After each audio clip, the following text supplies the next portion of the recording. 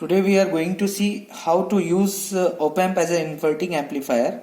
Now we will be using op-amp. There are lot of ICs manufacturer. They are making op-amp. Some ICs do have quad op-amps, but we will use our general purpose IC 741 to demonstrate how op-amp can be used for inverting amplifier. Now if you see here, this is the IC diagram. So this is the DIP package of IC. DIP means we will soon see how it looks.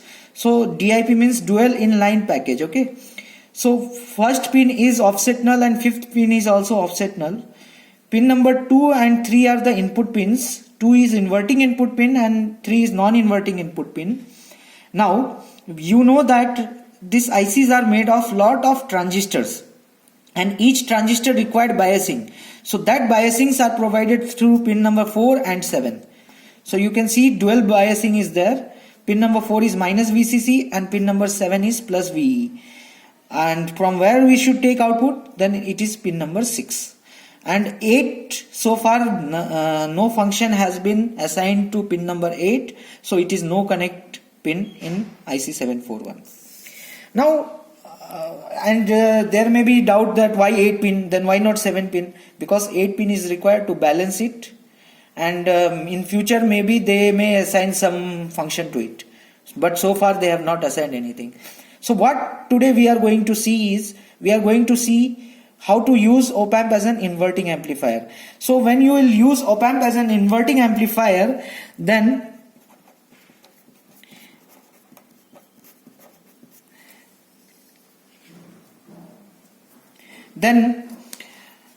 you have to see how we symbolizes the IC741. IC741, it will not be, it is very difficult to make connection in this way. So they have provided a symbol for IC741. IC741 can be represented like this, where pin number 2 and 3 are the input pins, pin number 6 is the output pin, pin number 4 and 7, and if you want to show pin number 1 and 5, you can show here 1 5. Sorry, 1 4, then 5 will be here. Okay, anyway, so you can show it like this. Now we are going to connect it in this fashion, such that 1K is connected here and 10K is connected here, and you know that whatever the potential available here, the same potential will be available here. And then if you write this as a Vin minus, let's suppose here 0 volt, because ground is here, ground, Vin minus 0 volt upon this resistance will be amount of current leaving from the junction, because no current can enter to pin number 2 and 3. So it will be 0 minus V0 upon RF. So both current will be equal, because current entering into the junction will be current leaving from the junction. And when you will find out V0 by Vin, this, let's suppose this is V0, this is Vin, then you will get a value of formula which is equal to RF by R1. So RF is this 10K and R1 is 1K. So RF by R1 means you should get a gain of minus 10 in our case. So minus here symbolizes that you will get a output of phase reversed output. Now what connection you have to do is, you have to connect your function generator here, and same function generator is to be connected to channel 1 of the CRO, such that you can able to see how your output is going, input is coming, and you have to compare it with output. So here you can use a resistor. In most of the cases we don't connect a resistor, because our CRO do have a resistor in parallel to capacitor at the input terminal. So directly we take a 6 input and ground common point we connect here. So here see, minus 15 plus 15 is there. So 1 0 should also be there. So that 0, all zeros will be together here, and all minus of function generator minus of CRO will be connected together. So now let's move on to our experimental setup. So now if you see, so this is IC741, and here this is R1. So you see 1 2 3 4, pin number 1 2 3 4, here pin number 1 2 3 4. So on pin number 2 it is going, and from pin number 2 to pin number 6, as per the circuit diagram, we have connected a RF. RF is of 10k, and I have told you in first time you are supposed to know the color coding of resistance. Now at pin number 7, what we have to connect? At pin number 7 we have to connect plus VCC plus VEE. So it is plus 15. So it is plus 15.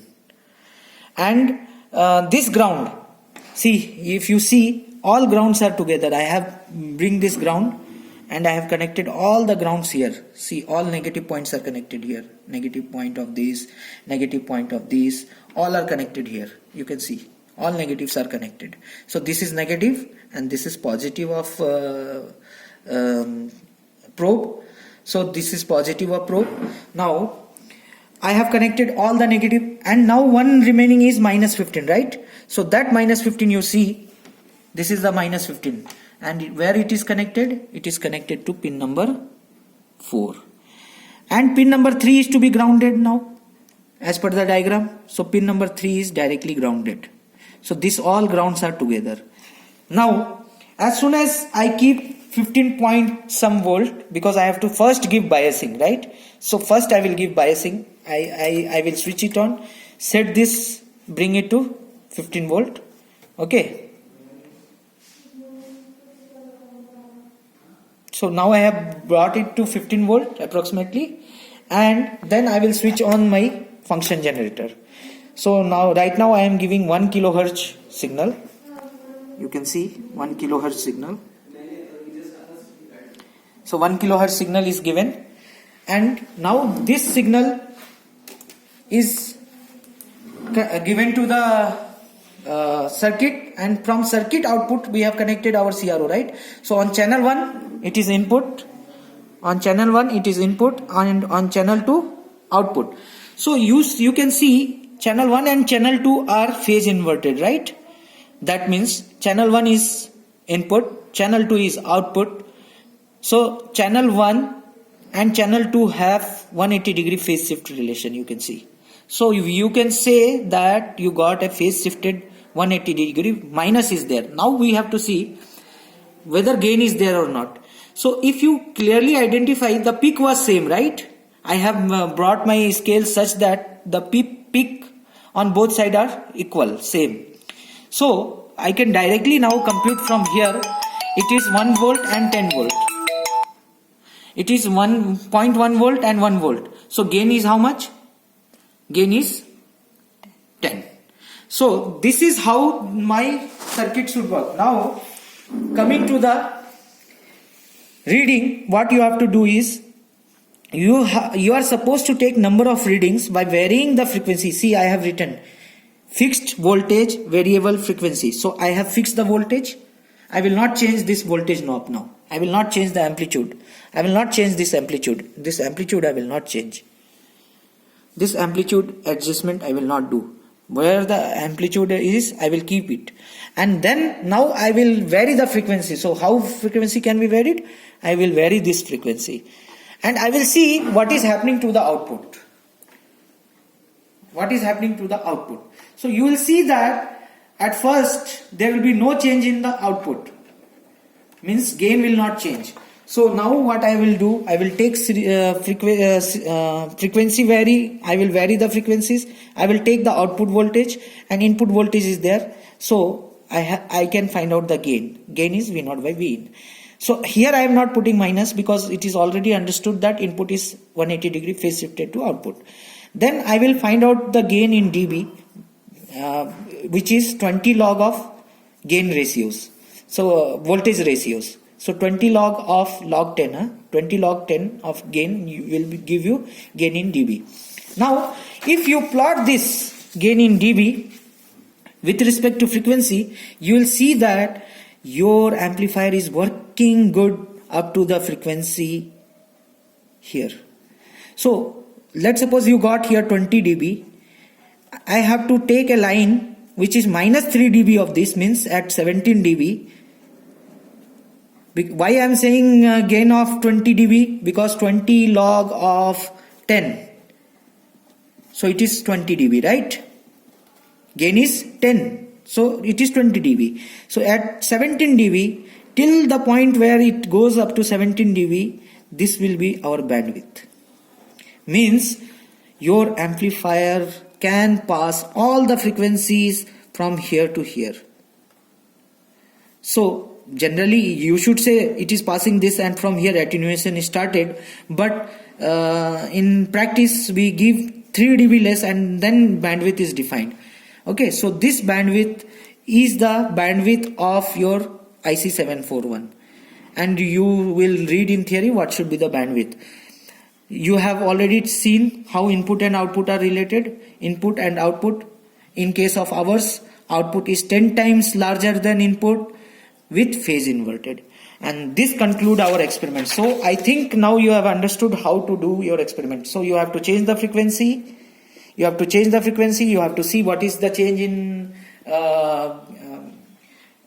the amplitudes. Now let's suppose if